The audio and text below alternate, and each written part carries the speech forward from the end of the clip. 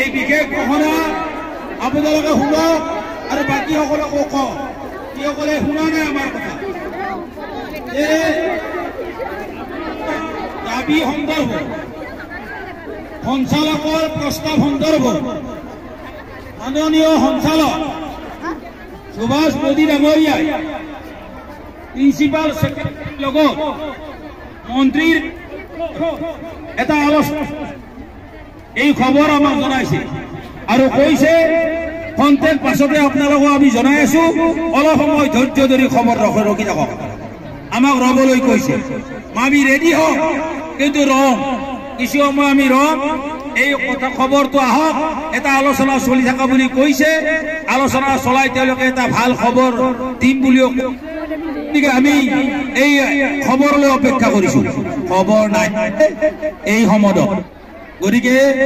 বান্ধৱীসকলক অধৈৰ্য হ'বলৈ মানা কৰিছো মই অধৈৰ্য এতিয়াই অধৈৰ্য হলে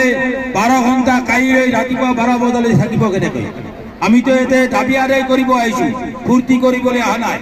মাথোন কোনো বিশৃংখল কাম নকৰিব সিটো ৰাস্তা ব্লক নকৰিব সেই ৰাস্তাটো ব্লক কৰাৰ আমাৰ লক্ষ্য নহয় আমি তাৰ কাৰণে এতে আন্দোলন কৰিবলৈ অহা নাই সিটো ৰাস্তা ব্লক কৰাৰ ফলত আমাৰ এই আন্দোলন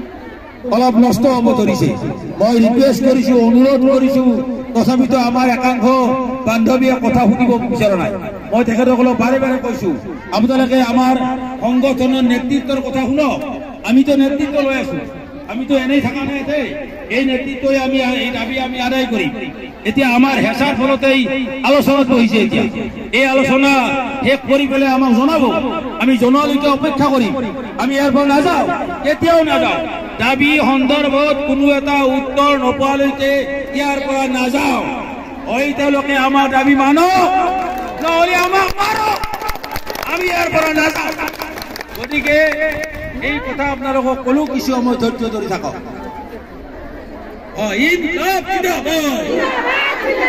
ৰাস্তাৰ সিপাৰে থকা বিলাকো ধৰক ইনকলাব জিন্দাবাদ আৱাজ দহবেগ হে সঞ্চালকৰ প্ৰস্তাৱ মানিলো সঞ্চালকৰ প্ৰস্তাৱ মানিলো সঞ্চালকৰ প্ৰস্তাৱ পদে মাননি বৃদ্ধি কৰক সঞ্চালকৰ প্ৰস্তাৱ পদে মাননি বৃদ্ধি কৰক